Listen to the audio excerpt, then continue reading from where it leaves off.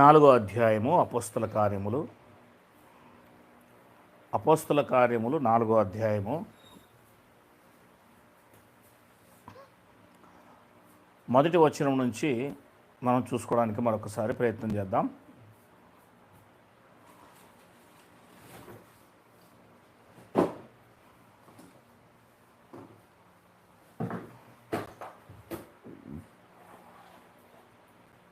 వారు ప్రజలతో మాట్లాడుచుండగా యాజకులను దేవాలయపు అధిపతియు సద్దూకయ్యులను వారు ప్రజలకు బోధించుటయు యేసును బట్టి మృతులలో నుండి పునరుత్థానము కలుగునని ప్రకటించుటయు చూచి కలవరపడి వారి మీదికి వచ్చి అని రాబడింది. నిన్నటి రోజున మనం కొన్ని విషయాలు చూసాం. అంటే పునరుత్థానము నేనే అని అన్నాడు యేసుక్రీస్తు వారు. అంటే అర్థమైందంటే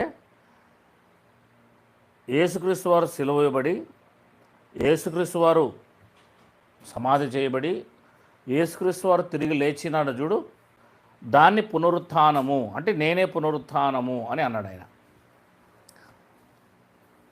ఇప్పుడు యేసుక్రీస్తు వారు చనిపోయి సిలువ వేయబడి తిరిగి సమాధి చేయబడి లేవటం అనేది అదంతా కలిసి ఆయన లేచినప్పుడు పునరుత్థానము. అదే మాట ఇక్కడ చెప్తా ఉన్నారు వాళ్ళు. యేసును బట్టి అంటే యేసులో లేదా యేసు వలన మృతుల పునరుద్ధానము జరుగుతుందని యోహాను గారు, పేతురు గారు మాట్లాడుతున్నట్టు కనబడుతుంది ఇక్కడ. యేసును బట్టి పునరుద్ధానం కలుగుతుంది అని. ఇప్పుడు ఇక్కడ పునరుత్థానం అంటే చాలామంది ఏమనుకుంటున్నారు అని ఆలోచిస్తే, చనిపోయిన వాళ్ళు సమాధుల్లో నుంచి తిరిగి వస్తారు, మనమంతా చనిపోతాము, యేసుక్రీస్తు వారు రెండవ రాకడ జరుగుతుంది, అప్పుడు అందరూ కూడా తిరిగి లేస్తారు అని ఈ లోకం అనుకుంటుంది. ఈ లోకపు బోధలు మాట్లాడుతున్నాయి. బైబిల్లో ఒకటి తీసేసినా కలిపినా అది దేవుని చిత్తానికి విరుద్ధమైంది. కనుక బైబిల్ యొక్క దేవుని యొక్క ఉద్దేశం ఏంటో ఆత్మీయ బోధ వీళ్ళకి అర్థం కాలేదు. ఆత్మీయులకు మాత్రమే ఆత్మీయ బోధ అర్థమవుతుంది. దాన్ని ఆ రోమిలకు రాసిన పత్రిక 6వ అధ్యాయంలో మనం చూసినట్లయితే, రోమిలకు రాసిన పత్రిక 6వ అధ్యాయంలో మనం చూసినట్లయితే మొదటి వచనం నుంచి జాగ్రత్తగా మనము పునరుద్ధానం కోసము 11వ వచనాలు చూద్దాం.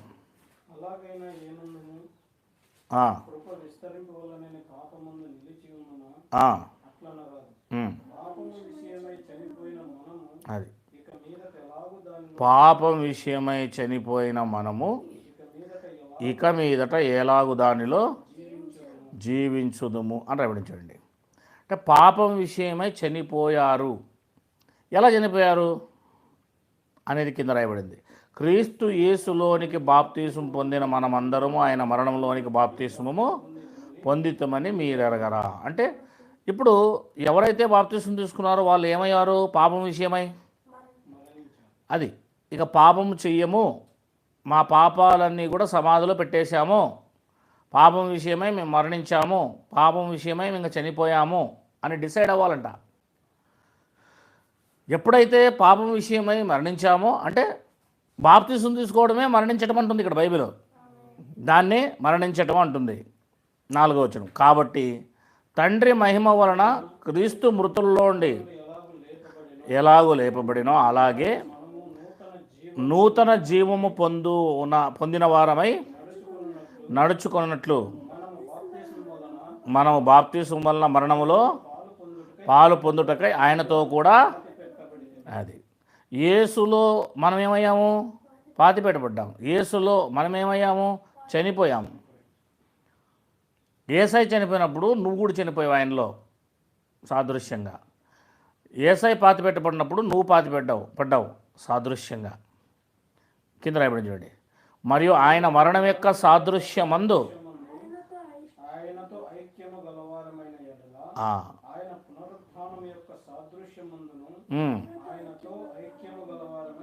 అది పాపం విషయమే చనిపోయావు, పాతిపెట్టబడ్డావు, ఆయన తిరిగి లేచినట్లుగా నువ్వు కూడా తిరిగి లేచావు.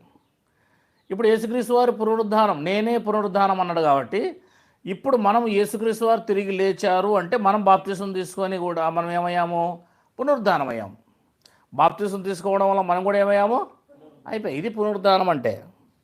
పునరుత్థానము అనగానే బైబిల్ యొక్క ఉద్దేశము ఏంటి అని ఆలోచిస్తే మనము నటవల్లిమ బైబిల్ యొక్క ఉద్దేశము ఏంటి అని ఆలోచన చేస్తే మనము చెప్పండి మీరే. పునరుద్ధానము అంటే ఏంటి ఇప్పుడు చెప్పండి. మనుషులు చనిపోయి చెప్పండి సమాధి చేయబడి తిరిగి సమాధులు తెరవబడి తిరిగి లేస్తారని బైబిల్ చెప్తుందా? మరి బైబిల్ అది చెప్పదు. ఎవరు కొంత కట్ చేసి చెప్పండి.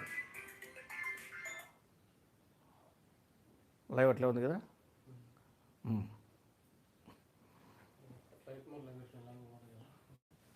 అదే కదా వచ్చింది మిగిలాట. ఓకేనా? ఏముంటుంది బైబిల్ ఇప్పుడు అని అంటే మనము ఖచ్చితంగా పునరుద్ధానము అనగానే ఈ ప్రపంచానికి అర్థం కాని విషయము యేసుక్రీస్తు వారు సిలువ వేయబడి చనిపోయి సమాధి చేయబడి తిరిగి లేచిన దానికి సాదృశ్యముగా ఏ వ్యక్తి అయితే బాప్తిసం తీసుకుంటున్నాడో ఆ వ్యక్తి కూడా సిలువ వేయబడి చనిపోయి పునరుద్ధానములో అంటే సమాధి చేయబడి తిరిగి మూడో రోజున ఏమవుతున్నాడు? సమాధిలో యేసుప్రభుతో పాటు. అంటే బాప్తిస్మములు ఇవన్నీ జరిగిపోతున్నాయి. బాప్తిస్మమే పునరుద్ధానం. మరలా భవిష్యత్తులో ఎప్పుడో పునరుత్థానం ఉందని మాత్రం అనుకోకూడదు అని బైబిల్ చెప్తుంది. పునరుత్థానం అంటే ఇది. మరి కొందరికి డౌట్స్ వస్తాయి. ఏమని డౌట్స్ వస్తాయంటే మరి తెస్సలోనికలు రాసిన పత్రిక 4వ అధ్యాయంలో బాప్తిసం తీసుకోకుండా చనిపోయారు కదా ఎవరు? పాత నిబంధన భక్తులు, క్రీస్తు కంటే ముందున్న భక్తులు. 13 సహోదరులారా, నిరీక్షణ లేని ఇతరుల వలె మీరు దుఃఖపడకుండా నిమిత్తము నిద్రించిన వారిని గూర్చి మీకు తెలియకుండా మాకు ఇష్టం లేదు. యేసు మృతి పొంది తిరిగి లేచినని మనము నమ్మినేడలా అదే ప్రకారం యేసునందు నిద్రించిన వారిని, పాత నిబంధన గ్రంథంలో ఉన్నవారు కూడా యేసునందే నిద్రించారు. అంటే రాబోయే క్రీస్తుని వాళ్ళు చూశారు. దేవుడు ఆయనతో కూడా వెంటబెట్టుకొని వచ్చును అన్నాడు ఇక్కడ. అంటే వాళ్ళు ఏమవుతారు?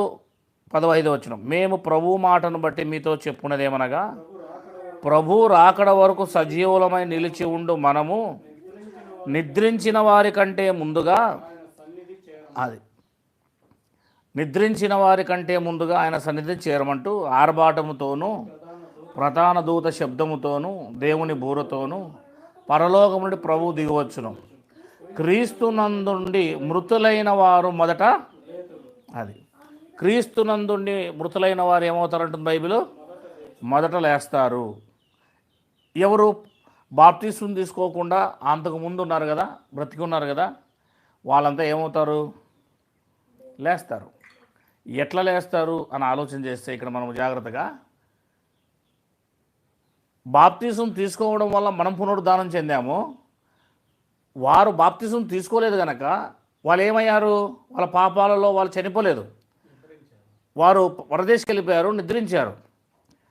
ఎప్పుడైతే యేసుక్రీస్తు వారు వస్తారో వాళ్ళు ఏమవుతారంటే ఆయన రెండవ రాకడలో వచ్చినప్పుడు వాళ్ళు ఏమవుతారంటే ఆత్మల రూపంలోనే లేచి వెళ్ళిపోతారు. ఆత్మల రూపంలోనే పరదేశంలో నుంచి ఆయన్ని ఎదుర్కొంటారు. వాళ్ళకు జీవం వస్తుంది అన్నమాట. అప్పుడు ఇప్పుడు బాప్తిసం పాపక్షమాపణ నిమిత్తం ప్రతివాడు యేసుక్రీస్తు నామములో బాప్తిసం పొందినప్పుడు ఒక వ్యక్తి ఏమిట్లోకి వస్తున్నాడు? నూతన జీవంలో పొందుతున్నాడు. ఏం పొందుతున్నాడు?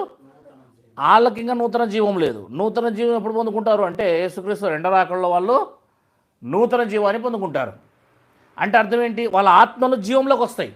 అదే మాట 17వ వచనంలో రాయబడి చూడండి, ఆ మీదట సజీవులమై నిలిచుండు మనము వారితో కూడా ఏకముగా ప్రభువుని ఎదుర్కొనుటకు ఆకాశ మండలమునకు మేఘముల మీద కొనిపోబడదుము. కాగా మనం సదాకాలం ప్రభువుతో కూడా ఉందుము. కాబట్టి మీరు ఈ మాటల చేత ఒకరికొకడు ఆదరించుకొనుడి అని బైబిల్ చెప్తుంది. అంటే సజీవులై ఉన్నవారు అంటే అప్పటికి బాప్తిసం తీసుకొని బ్రతికున్నవారు, సజీవులై ఉన్నవారు. వారు బాప్తిస్మం ద్వారా ఏమయ్యారు? సజీవులయ్యారు, జీవం పొందుకున్నారు. కానీ వాళ్ళు ఏం పొందుకోలేదు? పరదేశంలో ఉన్నవారు సజీవులు కాలేదు, ఇంకా వాళ్ళు జీవం పొందుకోలేదు. వాళ్ళు ఎప్పుడు జీవం పొందుకుంటారు? యేసు రాకడలో జీవం పొందుకుంటారు. వీళ్ళు ఎప్పుడు జీవం పొందుకున్నారు? బాప్తిస్మం తీసుకున్నప్పుడు పొందుకున్నారు. వాళ్ళు ఎందుకు పొందుకోలేదు? బాప్తిస్మం తీసుకోలేదు కనుక పొందలేదు. అర్థమైంది కదమ్మా? బాప్తిస్మం తీసుకోలేదు కనుక వాళ్ళు పొందుకోలేదు. బాప్తిస్మం ద్వారానే ఏమొస్తుంది? మనకేం చెప్పింది రోమపత్రిక 6వ అధ్యాయం? జీవం వస్తుంది చెప్పింది. కనుక ఆ జీవాన్ని పాత నిబంధన గ్రంథం వాళ్ళు పొందుకోలేదు కనుక వారు లేతురు అని అంటే అర్థం ఏంటంటే సజీవులు అవుతారు అని అర్థం. ఏమని అర్థం? బ్రతికెదరు అని అర్థం. లేకపోతే బ్రతికెదరు, సజీవులు అంటే బ్రతికెదరు, లేకపోతే లేచెదరు అంటే ఇప్పుడు యేసుక్రీస్తు వారు తిరిగి లేచినప్పుడు ఏమయ్యాడు? సజీవుడయ్యాడు కదా, సజీవుడై తిరిగి లేచాడు ఆయన. అదే ప్రకారం వాళ్ళు కూడా ఏమవుతారంటే అంటే ఆత్మీయంగా లేస్తారు. కానీ ఇక్కడ యేసుప్రభు వారు లేచినట్టు శరీరకంగా లేవరు. మరి యేసుప్రభు వారు లేచినట్టు శరీరకంగా ఎవరు లేస్తున్నారు? బాప్తిస్మం పొందుకున్న వారు మాత్రం లేస్తున్నారు. నీళ్ళలో నుంచి బాప్తిస్మం తీసుకున్న వారు మాత్రం. అది నీళ్ళలో నుంచి బాప్తిస్మం తీసుకున్న వారికి యేసుక్రీస్తు వారు సాదృశ్యం. ఎందుకంటే ఏ శరీరంతో ఆయన మరణించాడో అదే శరీరంతో తిరిగి లేచాడు. మనం కూడా ఏ శరీరంతో నీళ్ళలోకి మునుగుతున్నామో ఆ శరీరంతోనే కదా మనం తిరిగి లేస్తున్నాం. అది ఇక్కడికి సాదృశ్యం. దానికోసం ఆయన లేచాడు. అట్లా ఇది సమాధుల్లో ఉన్నవారు తిరిగి లేవడానికి కాదు, యేసుప్రభు వారు తిరిగి లేచింది అక్కడ సాదృశ్యం. ఇది చాలామందికి అర్థం కావట్లేదు. ఎందుకంటే వాళ్ళు మట్టి అయిపోయారు, ఇంకా తిరిగి వాళ్ళు లేవడానికి వీలు లేదు. అందుకే అపోస్తుల కార్యం 4వ అధ్యాయానికి వచ్చేద్దాం మనం.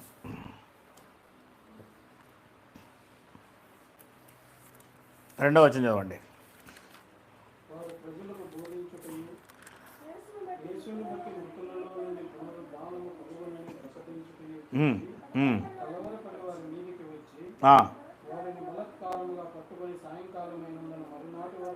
చూసారా ఏం చేశారంటే బైబిల్? పట్టుకున్నారు, బలత్కారంగా పట్టుకున్నారు, వారిని తీసుకెళ్ళిపోయారు, వారిని జైల్లో ఉంచారు, కావుల్లో ఉంచారు. వాక్యం వినిన వారిలో అనేకులు నమ్మిరి. వారిలో పురుషుల సంఖ్య ఇంచుమించు 5,000 మంది. 5,000 మంది నమ్మారంట. ఒకరు కాదు, ఇద్దరు కాదు, 5,000 మంది. ఇకపోతే 5వ వచనం నుంచి మనం చదువుకుందాం. మరనాడు వారు వారి అధికారులను, పెద్దలను, శాస్త్రులను యెరూషలేములో కూడుకొనిది అంటారు. చూడండి, అధికారులు, ప్రధాన యాజకులు, పెద్దలు, మొత్తం టోటల్గా కయప, అన్నయు, కయపయు, యోహానను, అలెగ్జాంద్రును, ప్రధాన యాజకుని బంధువులందరూ వారితో కూడా మొత్తం సెట్ అంతా వచ్చేసింది. యేసుప్రభువుని సిలువ వేసేటప్పుడు ఏ సెట్ వచ్చిందో వాళ్ళంతా వచ్చేసారు. వారు పేతురును, యోహానును మధ్యన నిలబెట్టి, మీరు ఏ బలము చేత ఏ నామమును బట్టి దీన్ని చేసితరని అడగగా, అది పేతురు గారికి అయితే ఏ జ్ఞానం లేదు పాపం, కానీ ఆ సమయంలో పరిశుద్ధాత్మ వచ్చి ఆయనలోకి ప్రవేశించాడు. ఇప్పుడు మనల్ని కూడా ఎమ్మెల్యే దగ్గరికి, లేకపోతే పోలీసుల దగ్గరికి, లేకపోతే క్రైస్తవ వ్యతిరేకులు ఉన్నారు కదా చాలామంది, క్రైస్తవ వ్యతిరేకులు, హైందవులు, వాళ్ళందరూ గుంపు కూడా ఉండగా మనం కూడా పోయి నిలబడితే మన మీదకి పరిశుద్ధాత్మ వచ్చి మనతో మాట్లాడాడు. ఇక్కడ బైబిల్ అనేది ఏం కావాలి? రాయబడాలి. ఇశ్రాయేలీయులకు సాక్ష్యము టైం అయిపోతుంది కనుక చెప్పబడాలి ఆ రోజు. అందుకోసం జరిగాయి అవన్నీ అద్భుతాలు కానీ మహత్కార్యాలు కానీ. ఆ రోజు వారి మీదకి పరిశుద్ధాత్మ వచ్చి నడిపిస్తున్నాడు వాళ్ళని. ఈరోజు మనం ఏం చేయాలంటే బైబిల్ చదువుకోవాలంతే. రాయబడిన దాన్ని ఏం చేయాలి? మనం ఇప్పుడు చదువుకోవాలి. చదువుకొని ఈరోజు మనము సమాజానికి ఏదైనా తెలియజేయాలి తప్ప ఇలా వచ్చి పరిశుద్ధాత్మ మనం నిండుకొని, మనం పరిశుద్ధాత్మతో ఆ సమయంలో అప్పుడప్పుడే నిండుకొని మనం చెప్పేది ఉండదు. అసలు ఇలా ఎందుకు జరిగిందంటే పేతురు పరిశుద్ధాత్మతో నిండిన వాడై ఇట్లా నేను అన్నాడు. ప్రజలారా, అధికారులారా, దీనికి వెనకాల ఫౌండేషన్ ఉంది. 10వ అధ్యాయం మత్తయి సువార్త. అది కేవలం వాళ్ళకు చెప్పబడిన వాగ్దానం, వాళ్ళకి ఇచ్చిన మాట. 22వ వచనం చదువు, 20వ వచనం చదువు, 10, 20 మత్తయి. అంటే పరిశుద్ధాత్మే కదమ్మా. మీ తండ్రి ఆత్మ మీలో ఉండి మాట్లాడుచున్నాడే కానీ అది. ఇప్పుడు చెప్పండి, పరిశుద్ధాత్మ వీళ్ళలోకి వచ్చి శిష్యుల్లోకి పెద్దలతోనూ అనేకులతో మాట్లాడిస్తున్నాడా లేదా? అది మాట్లాడే వాళ్ళు మీరు కాదు, మీలో దేవుని ఆత్మ ఉండి మాట్లాడుతుంది అని చెప్పాడు అక్కడ యేసుక్రీస్తు వారు. అది వాళ్ళకు మాత్రమే వాగ్దానం, మనకి కాదు. ఏది మనకి కాదు, మనకు కాదు అన్న విషయాన్ని కూడా మనము తెలుసుకోవాల్సిన అవసరం ఉంది. సరిగ్గా అర్థం చేసుకోవాలి బైబిల్ని. 4వ అధ్యాయం 9వ వచనం, ఆ దుర్బలునికి చేయబడిన ఉపకారమును గూర్చి వాడు దేని వలన స్వస్థత పొందిన నేడు మమ్మును విమర్శించుచున్నారు గనుక. ఆ కుంటివానికి స్వస్థత కలిగింది కదా, దాని గురించి మాట్లాడుతున్నాడు ఇక్కడ. మీరందరూ ఇశ్రాయేలు ప్రజలందరూ తెలుసుకొనవలసినది ఏమనగా, మీరు సిలువ వేసినట్టు మృతులలో నుండి దేవుడు లేపినట్టు నజరేయుడైన యేసు క్రీస్తు నామమునే వీడు స్వస్థత పొంది మీ ఎదుట నిలిచి ఉన్నాడు. అది మ్యాటర్. ఏ బలము చేత, ఏ శక్తి చేత, ఏ అధికారం చేత చేశారని మీరు అంటున్నారు కదా, అదిగో యేసుక్రీస్తు నామమే వీళ్ళని వీళ్ళని బాగు చేసింది. ఏ నామం బాగు చేసిందట? యేసుక్రీస్తు నామమే వీడిని బాగు చేసింది. యేసుక్రీస్తు నామం వల్లనే వీడు బాగుపడ్డాడు అని ఘంటాపదంగా అందరి ముందు చెప్తున్నారు భయపడకుండా. కారణం, దేవుని ఆత్మ వారికి తోడే ఉండి, దేవుడు తోడే ఉండి వాళ్ళతో మాట్లాడుతున్నాడు. ఇల్లు కట్టువారైన మీరు తృణీకరించిన రాయి ఆయనే, ఆ రాయి మూలకు తలరాయి ఆయను. మరి ఎవని వలన రక్షణ కలగదు? ఈ నామమునే మనము రక్షణ పొందవలెను గాని ఆకాశము క్రింద మనుషుల్లో ఇవ్వబడిన మరి ఏ నామము రక్షణ పొందలేము. అంటే మన యేసుక్రీస్తు అనే నామంలోనే, క్రీస్తు నామంలోనే మనం రక్షణ పొందాలి, ఆయనలోనే మనం రక్షణ పొందాలని గంటపదంగా చెప్తున్నారు. ఆ యేసునామమే వీని ఏం చేసింది? ఆ యేసుక్రీస్తు నామమే వీని ఏం చేసింది? స్వస్థపరిచింది. యేసుక్రీస్తు నామమే స్వస్థపరిచింది. ఇప్పుడు యేసుక్రీస్తు నామంలోనే మనం అందరూ ఏం కావాలి? రక్షణ పొందుకోవాలి. ఇంక ఏ నామంలో కూడా ఏ వ్యక్తి కూడా మనల్ని ఏం చేయలేడు, రక్షణ ఇవ్వలేడు అని చెప్తున్నాడు కరాఖండిగా. వారు పేతురు యోహానుల ధైర్యము చూచినప్పుడు, చూసారా, అక్కడ ఉన్నవారు విద్యావంతులు, గొప్ప గొప్ప వాళ్ళు, పండితులు. వాళ్ళు వీళ్ళని గమనించినప్పుడు వీళ్ళు ఎవరు, వీళ్ళ బ్యాక్గ్రౌండ్ ఏంటి అన్నీ తెలుసు కదా వాళ్ళకి. చేపలు పట్టే వాళ్ళంటే విద్యావిహీనులు ఉంటారు. వారికి అర్థమైపోయింది, వీరు విద్యావిహీనులు, పామరులని గ్రహించి ఆశ్చర్యపడి వారు యేసుతో కూడా ఉండిన వారని గుర్తిరిగిరి. వీళ్ళు యేసుతో పాటు 3.5 సంవత్సరాలు తిరిగారు అని చెప్పేసి గుర్తిరిగారు. 14, స్వస్థత పొందిన ఆ మనుష్యుడు వారితో కూడా నిలిచి ఉండుట చూచి ఏమీ ఎదురు చెప్పలేకపోయారని రావిడంజుడు. అప్పుడైనా నమ్మాలి కదా. వాడిని రోజు చూస్తున్నారు, అక్కడ ఉన్నవాడిని, కుంటివాడిని రోజు చూస్తున్నారు. వీళ్ళు యేసుతో పాటు తిరిగిన వారని చూస్తున్నారు. ఇప్పుడు స్వస్థత పొందుకొని వాళ్ళ ముందు 2 కాళ్ళు పుట్టుకతోనే వాడు కాళ్ళు లేనివాడు, అలాంటి వాడు స్వస్థత పొందుకొని దేవాలయం నడుచుకుంటూ వస్తూ గంతులు వేసుకుంటూ వాళ్ళ ముందు నిలబడితే ఇప్పుడైనా నమ్మాలి కదా. అందుకే నమ్మని వాడు ఎన్ని అద్భుతాలైనా, ఎన్ని సూచక్రియలైనా, ఎంత గొప్ప కార్యాలైనా, ఆఖరి దేవుడు వచ్చి వాడితో మాట్లాడినా నమ్మని వాడు నమ్ముకునే ఉంటాడు. ఇంత గొప్ప కార్యాలు జరిగితే 5,000 మందిని నమ్మారు. వీళ్ళకేమైంది పోయే కాలం? మీరు ఆలోచన చేయాలి. ఈ కార్యం జరిగినందుకు, ఇంకా ఇన్ని విషయాలు చెప్పినందుకు 5,000 మంది నమ్మారు. దీని వెనక 5,000 మంది ఉన్నారు.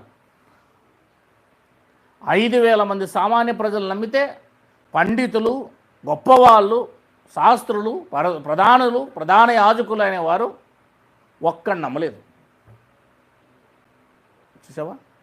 పైపెచ్చి వీళ్ళని ఏమంటున్నారు, వీడు యేసుతో పాటు తిరుగుతున్న వాళ్ళు కదా, వీళ్ళు చదువులేని వాళ్ళు కదా, ఎంత చీపుగా తీసేస్తున్నారు. అప్పుడు సభ వెలుపలికి పొండని వారికి ఆజ్ఞాపించి కాసేపు బయటికి వెళ్ళండి రా మీరు అన్నారు వాళ్ళిద్దరిని. అప్పుడు అందరూ వీళ్ళు రౌండ్ టేబుల్స్ వేసుకొని మాట్లాడుకుంటున్నారు వాళ్ళంతకు వాళ్ళే ఏమని. చూడండి, ఈ మనుషులను మనం ఏమి చేయుదుము, వారి చేత ప్రసిద్ధమైన సూచక్రియలు చేయబడుతున్నది యెరూషలేములో కాపురం ఉన్నవారు వారందరికీ స్పష్టమే అది జరగలేదని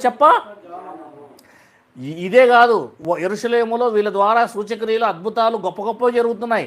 అవన్నీ ప్రజలు నమ్ముతున్నారు, ప్రజలు నమ్ముతూ వీళ్ళని వెంబడిస్తున్నారు. జరగలేదని మనం చెప్పజాలం, రుజువు చేయలేం. జరిగాయని వీళ్ళకి తెలుసుడు. ఇదే కాదు, ఇంకా ఎన్ని గొప్ప కార్యాలు జరిగాయో వీళ్ళకి తెలుసు, అయినా నమ్మడం లేదు.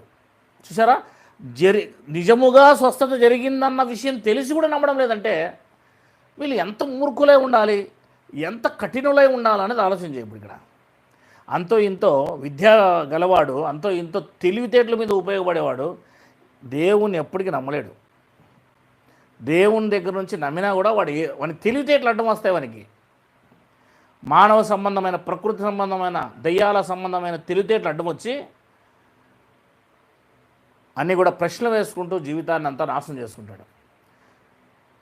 ఇలా మామూలు ప్రజలండి, పైన ఉన్నవాళ్ళు 5,000 మంది నమ్మారండి.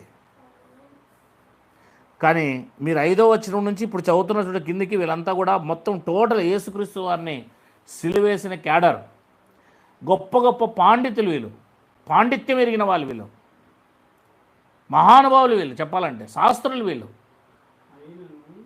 మరి ఆలోచన చేయాలి ఒకసారి మనం. అయినను ఇది ప్రజలలో ఇంకా వ్యాపింపకునుటకై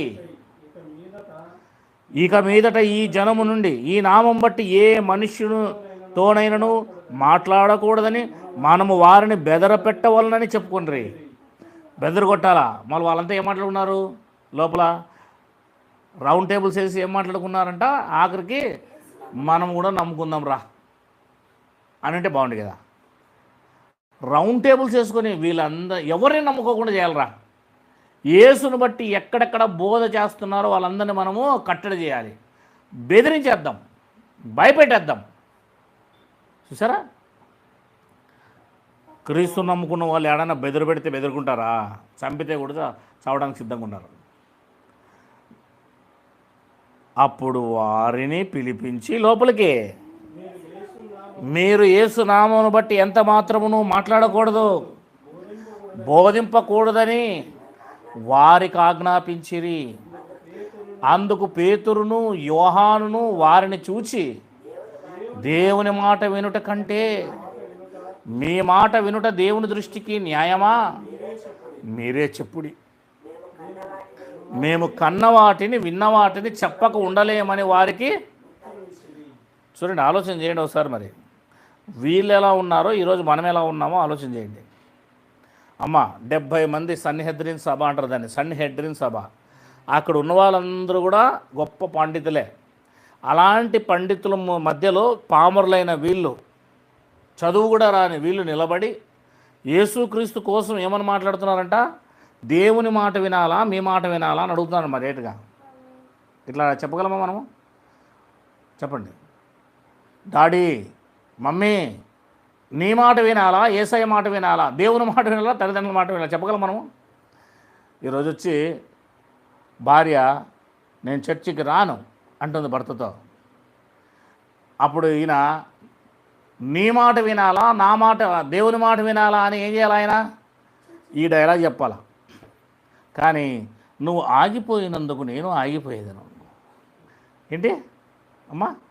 ఆగిపోతారు ఎవరన్నా? సరిగ్గా తెలుసుకోలేదు వాళ్ళు, దేవుని ఏం కాలేదు, సరిగ్గా అర్థం చేసుకోలేదు. సరిగ్గా దేవుని అర్థం చేసుకొని ఉంటే వీళ్ళు ఏమన్నారు తెలుసా? 19వ వచనంలో, అందుకు పేతురును యోహానును వారిని చూచి, ఎంతమందిని? సన్హెద్రిన్ సభలో 70 మంది పైన ఉంటారు. అంతమంది పండితులతో వీళ్ళు మాట్లాడింది ఏందో తెలుసా? దేవుని మాట వినుట కంటే మీ మాట వినుట దేవుని దృష్టికి న్యాయమా? మీరే చెప్పండి. మేము కన్నవాటిని విన్నవాటిని చెప్పక ఉండలేమని వారికి. మీరు బెదరగొడతారో బెదరగొట్టండి, కొట్టి పంపిస్తారో కొట్టి పంపించండి, చంపుతారో చంపండి, కానీ మేము కండ్లారో చూసాము, చెవులారా విన్నాము. మేము చెప్పటం అనేది మానం. ఏం చేసుకుంటారో చేసుకోపండి అన్నారు అంతే. ప్రజలందరూ జరిగిన దాన్ని గూర్చి దేవుని మహిమపరచుచుండేది కనుక సభవారు ప్రజలకు భయపడి వీరిని శిక్షించు విధమేమీ కనుగొనలేక వీరిని గట్టిగా బెదిరించి విడుదల చేసిరే. గట్టిగా బెదిరించి అంటే ఏం బెదిరించుంటారు? రే ఈసారి కనబడినారు అనుకో మీ ఇష్టం, చూడండి మిమ్మల్ని చంపేస్తాం, అంతకనే ఏముంటుందమ్మా, లేకపోతే చెరసాల వేస్తాం. చూశారు కదా యోహాను గారిని ఎలా చంపాం, తల నరికి. చూశారు కదా మీ యేసుని ఎలా మేము సిలువ వేసాం, మీరెంతరా బచ్చాలు, మిమ్మల్ని కూడా వేసేస్తాం అని భయపడిచుంటారు. ఏంటి, నేను కనేకల అవతల కొంతమంది బిలీవర్స్ ఉంటే ఒక 8 మంది 10 మంది దాకా వాళ్ళకి వాక్యం చెప్పడానికి వెళ్తూ ఉంటుంది. వాక్యం చెప్పడానికి వెళ్తుంటే ఆల్రెడీ అక్కడ ఒక పాస్టర్ గారు ఉన్నారు. ఆయన ఏ వాక్యం చెప్పుడు, ఆయన క్యాస్ట్ ఫీలింగ్ ఒకటి ఉంది. వాళ్ళ క్యాస్ట్ వాళ్ళు అయితే ఏమంటాడు తెలుసా, మనోడేనా అంటాడు. కానీ ఈయన పోయేది మాత్రం అక్కడ ఉన్న వాళ్ళు మాత్రం లో క్యాస్ట్ వాళ్ళు. వాళ్ళ ఇంట్లో భోజనాలు చేస్తాడు, వాళ్ళతో కానుకలు లాగుతాడు, కానీ వాళ్ళని మాత్రం చీపుగా చూస్తాడు. ఆయన క్యాస్ట్ వాళ్ళు వస్తే మనోడే వీడంటాడు, రా అంటాడు, ఈ కూర్చోమంటాడు. చూసారా ఎంత భేదం. రెండవది, ఆయనకు వాక్యం ఏం తెలియదు, ఆయనకి ఏమీ కూడా అవగాహన లేదు. సరైన తిండి వీళ్ళకి ఆహారం పెట్టడం లేదు. నేను వెళ్ళి ఒక 4 వారాలు గట్టిగా చెప్పేపాటికి వాళ్ళకి ఆకర్షణ అయిపోయి మీరే రండి మేము వాటికి పోమని చెప్పేశారు.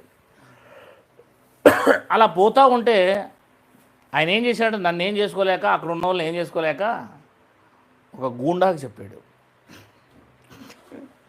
ఎవరికి? గూండా అంటారు కదా, రౌడీ. ఆయనకి చెప్పి నా ఫోన్ నెంబర్ ఇచ్చాడు. నా ఫోన్ నెంబర్ ఇచ్చి, సహోదరుడా ఎవరు నువ్వు, అక్కడెక్కడో పోయి డిస్టర్బ్ చేస్తున్నావంట, మన ఆయనపై వదిలేసే, వదిలేకపోతే ఏమన్నా అంటే, వదిలేకపోతే అంత పరిస్థితులు బాగుండవు నీకు. చూసావా, ఎవడికి రికమెండ్ చేసి యేసుప్రభువు చెప్పాల్సిందేది పోయి గూండాకు చెప్తున్నాడు. ఎవరికి? గూండాలకు చెప్తున్నాడు. నేను ఈ విషయం మా వాళ్ళ చెప్తే అయినా నేను పోతూనే ఉంటే అట్లనే పోతుంటే నేను ఆ గూండాతో కాదు, ఇప్పుడు ఇంకో పెద్ద గూండాకి చెప్పినాడు. ఏంటి, ఈసారి ఇంకో పెద్ద గూండా ఆయన చెప్పినాడు. ఆయన చెప్పి ఫోన్ చేసి, ఏం తమ్ముడు ఎవరు ఇట్లా ఉరవకొండలోనా మాది, వద్దులే తమ్ముడు అక్కడ ఊరికే బాగుండదులే, ఆయన చేసుకోకపోతే ఏమవుతుంది, నాదనం చేసుకున్నా ఆయన చేసుకోకపోతే పరిస్థితులు వేరుగా ఉంటాయి. సరే ఎవడు చెప్తున్నాడు పాస్టరా, ఇది ఈ రకంగా అంతే. ఈ గూండాలే క్రైస్తవ్యంలో గూండాలు ఎలా వస్తారు? క్రైస్తవ్యంలో బెదిరించడం ఏంటి? క్రైస్తవ్యంలో భయపెట్టడం ఏంటి? దేవుని మీద ఆధారపడవలసిన వాడు అంటే వాళ్ళు చేత కాదు, వాళ్ళు చెప్పలేరు, మిగిలిన వారిని కూడా చెప్పనివ్వరు. సేమ్ ఇదే అంతా. ఈ యొక్క సన్హెద్రిన్ సభలో యూదుల యొక్క సద్దకయ్యులు, పరిసయ్యులు, శాస్త్రులు, ప్రధానులు, ప్రధాన యాజకులు ఉన్నారు కదా, వీళ్ళు మహానుభావులు, పేర్లకేమో పెద్ద పెద్దలంతా. ఈ క్యాడర్ అంతా కూడా నేటి క్రైస్తవంలో ఉందండి.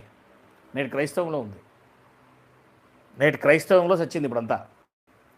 ఎక్కడ లేదు. బెదరడి కొట్టడం ఏమనంటే, నేను పాత మనిషిని ఒకసారి చొక్కా పైకన్నానంటే, కాలర్ పైకన్నానంటే పాత మనిషి వస్తాడంటారు. ఎవరు? పాస్టర్లే. పాత మనిషి వస్తాడంట బయటికి. పాత మనిషి ఎందుకు వస్తాడు? సమాజం చేయబడ్డాడు ఇంకా, అంతేనా కదా. కనుక మనుషులు పాత స్వభావాన్ని పోగొట్టుకోలేదు ఇంకా. ఇలాగే బెదరగొట్టేది చేత అవ్వడం లేదు వాళ్ళకి. వాక్యం చెప్పే చేత కాదు, బెదరగొట్టేది కూడా చేత అవుతుంది అంతే. సేమ్ ఏమైంది 21వ వచనంలో, ప్రజలందరూ జరిగిన దానిని గూర్చి దేవుని మహిమపరచుచుండిరి గనక సభవారు ప్రజలకు భయపడిరి. వీరిని శిక్షించి విధిమేమీ కనుగొనలేక వారిని గట్టిగా బెదిరించి బయటికి పంపించేశారు. ఈసారి కనబడితే మాత్రం జాగ్రత్త అని.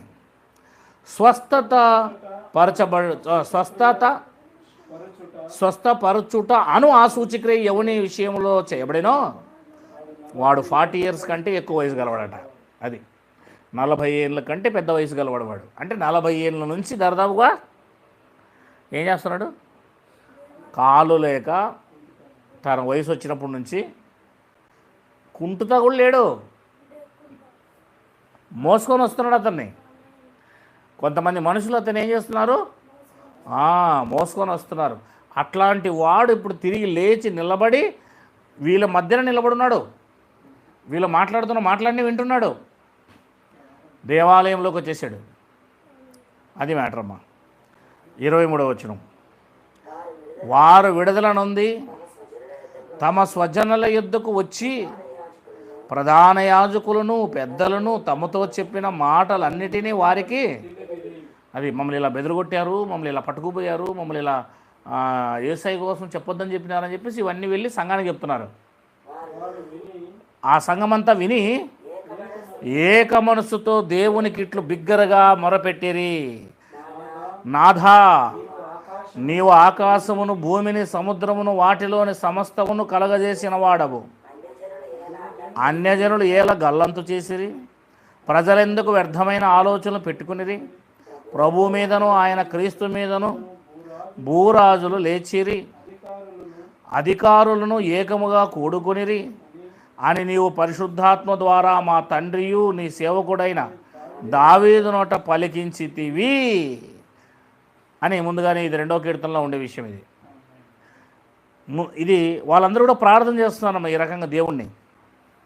ఏవి జరగవలని నీ హస్తమును నీ సంకల్పమును ముందు నిర్ణయించెనో వాటన్నిటినీ చేయుటకై నీవు అభిషేకించిన నీ పరిశుద్ధ సేవకుడైన యేసునకు విరోధముగా హేరోదును పొంతి పిలాతును అన్యజనులతోనూ ఇశ్రాయేలు ప్రజలతోనూ ఈ పట్టణమందు నిజముగా, అంటే 2వ అధ్యాయంలో చెప్పబడిన కీర్తనలో చెప్పబడినవన్నీ జరిగాయి అని వీళ్ళు మరలా ప్రార్థనలో ఎత్తి చెబుతున్నారు. ప్రభువా, ఈ సమయమునందు వారి బెదిరింపులు చూచి రోగులను స్వస్థపరచుటకును నీ పరిశుద్ధ సేవకుడైన యేసు నామము ద్వారా సూచక్రియలను మహత్కార్యములను చేయుటకును నీ చెయ్యి చాచి ఉండగా ధైర్యముగా నీ వాక్యమును బోధించినట్లు అనుగ్రహించుము అని ప్రార్థన చేస్తున్నారు. వారు ప్రార్థన చేయగానే వారు కూడి ఉన్న చోటు కంపించెనో. దేవుని వాక్యమును ధైర్యముగా వాళ్ళు కూడుకొని అందరూ మోకరించి సంఘమంతా కూడా ఏం చేస్తున్నారు? ప్రవచనాన్ని ఎత్తి చెప్పి ప్రవచనం జరిగింది. అలాగే ఇప్పుడు అపోస్తులకు కూడా ధైర్యం దయచేయండి, వాక్యం చెప్పడానికి మీరు ఉన్నారని, తోడున్నారని మాకు ఏంటి సిగ్నల్ ఇవ్వండి. మీరు మాకు తోడున్నారు, మాకు సహాయం చేస్తారని మాకు ఏమి ఇవ్వండి, ఇప్పుడు కొంచెం భరోసా ఇవ్వండి అనగానే భూమంతా కంపించి నేనున్నాను మీతో అని చెప్పాడు దేవుడు. అది భూకంపం వచ్చింది. అక్కడ భూకంపం వచ్చినట్టు అర్థం ఏంటి? వీళ్ళు అడిగిన దానికే కదా భూకంపం వచ్చింది. ఏమని? మాకు తోడున్నావు దేవా నీవు అంటే దేవుడు అక్కడ ఉన్నాడు వాళ్ళతో, అందుకే భూకంపం వచ్చిందని అర్థం. కొండ మీదకి దేవుడు దిగిరాగానే ఏమైందమ్మా? మోసే కాలంలో. అట్లనే ఇప్పుడు ఈ సంఘం ఎప్పుడైతే ప్రార్థన చేసిందో అక్కడ మొత్తం భూమి అంతా ఏమైపోయింది? భూకంపన ఎందుకు జరిగింది తెలుసా? దేవుడు వాళ్ళ మధ్య ఉన్నాడు అని రుజువు చేసుకున్నాడు అనమాట. నేను ఉన్నాను, మీరు వెళ్ళండి అని అర్థం. అది రుజువు చేసుకున్నాడు అన్నమాట దేవుడు. అంటే వాళ్ళ ప్రార్థనలు ఏం చేసేయండి? దేవుని దింపగలిగాయి. దేవుడు ఉన్నాడు వాళ్ళతో అని రుజువు చేయగలిగాయి. దేవుడు వచ్చి అక్కడ భూమిని కంపించి నేను మీతో ఉన్నాను అని చెప్పి ఒక భరోసాని ఇవ్వగలిగాయి. అది మొదటి శతాబ్దంలో వీళ్ళ ప్రార్థనలో ఉన్న పవర్ చూడండి ఎట్లా ఉందో. 32 ఆ పైన ఉన్నారు కదా 5,000 మంది. విశ్వసించిన వారందరూ ఏక హృదయమును ఏకాత్మయు గలవారై ఉండిరి. ఎవడను తనకు కలిగిన వాటిలో ఏదియు తనదని అనుకోనలేదు. వారికి కలిగినదంతయు వారికి సమిష్టిగా ఉండెను. ఇదియుగాక బహుబలముగా యేసు పునరుద్ధానమును గూర్చి సాక్ష్యమిచ్చిరి. దైవ కృప అందరి యందు అధికముగా, అది దైవ కృప వాళ్ళందరి యందు అధికముగా ఉందటండి. భూములైనను ఇండ్లైనను కలిగిన వారందరూ వాటిని అమ్మిన వాటి వెల తెచ్చి అపోస్తుల పాదాల యొద్ద పెట్టుతూ వచ్చిరి. స్థిరాస్తులను మొత్తం అమ్ముతున్నారంట వీళ్ళు. వారు ప్రతి దానిని వాని అక్కర కొలది పంచిపెట్టిరి గనుక వారిలో ఎవరికి కొదవలేకపోయాను. కుప్రలో పుట్టిన లేవీయుడగు యోసేపు అను ఒకడుండెను. ఇతనికి అపోస్తులు హెచ్చరిక పుత్రుడు అని అర్థమిచ్చు బర్నబాను పేరు పెట్టై ఉండ్రి. ఇతడు భూమి గలవాడై ఉండి దాన్ని అమ్మి దాని వెల తెచ్చి అపోస్తుల పాదాల యొద్ద పెట్టాను అని రాబడింది. కనుక ఈ 4వ అధ్యాయం అంతా మనం చూడగలిగితే ఇక్కడ 5,000 మంది రక్షించబడము, ఒక కుంటివాడు పుట్టుకతో కాలు లేనివాడు స్వస్థపరచబడడం వల్ల ఆ యొక్క కార్యాన్ని బట్టి మాట్లాడడానికి అవకాశం దొరికిందనమాట. ఒక అద్భుతం చేయడం వల్ల దాని వెనకాల అపోస్తులు మాట్లాడడానికి ఒక అవకాశం దొరికిందనమాట. అద్భుతం చేశారు, వెళ్ళారు, అందరి ముందు రుజువుగా నిలబెట్టారు, వాక్యం చెప్పారు. అప్పుడు ఆ అద్భుతాన్ని బట్టి వాళ్ళు చెప్పిన వాక్యాన్ని బట్టి ఒకేసారి ఎంతమంది నమ్మారు? 5,000 మంది. ఆ రోజు 5,000 మంది నమ్మబడ్డారు. ఆ తర్వాత సన్నిహితుని సభ వాళ్ళు వీళ్ళని పట్టుకుపోవడం, ఆ నామం బట్టి ఆ నామను బట్టి బోధించకూడదని బెదిరించడం, మేము బోధించే తీరుతాం, మీరు ఏం చేసుకుంటారో చేసుకోపోండి అని చెప్పడం, ఆ బెదిరింపుకు భయపడకపోవడం. ఏ రకంగా అయితే నెబుకద్నెజర్ రాజు శద్రకు మెషకు అబేద్నెగోలు ఆ యొక్క ప్రతిమకు మొక్కలేదు కదా, అదే ప్రకారం వీళ్ళు కూడా ఏం చేశారు? మేము బెదరము, మేము భయపడం, ప్రాణాలు పోయినా పర్వాలేదు, ఎప్పుడో ఒకసారి చచ్చిపోవడం, అదేదో దేవుళ్ళు చచ్చిపోతే డైరెక్ట్గా ఆయన దగ్గరికి వెళ్ళిపోతామన్న ఒక భరోసా వాళ్ళకు ఉంది, వాళ్ళకి నిరీక్షణ ఉంది. కనుక వాళ్ళు భయపడలేదు. తర్వాత సంఘానికి వచ్చి సంఘంలో చెప్తే, దేవా ప్రవచనాలను నువ్వు నెరవేరుస్తున్నావు, నిజముగా నువ్వు మాతో ఉన్నావని మాకు ఒక భరోసా ఇవ్వు, మాతో ఉన్నావని ఒక ఆధారం చూపించు అనగానే భూకంపం వచ్చి ఏం జరిగింది? కదిలి నేనున్నాను మీతో అని చెప్పి దేవుడు ఏం చేశాడంటే వాళ్ళకి రుజువు చేశాడు. ఆ తర్వాత వాళ్ళందరూ ఏక మనస్సు కలివారు. సంఘం అంటే ఎట్లుండాలి ఎప్పటికీ తెలుసా? ఒకే స్వభావము, ఒకే ఆలోచన, ఏక స్వభావము, ఏక మనసుతో ఉండాలి.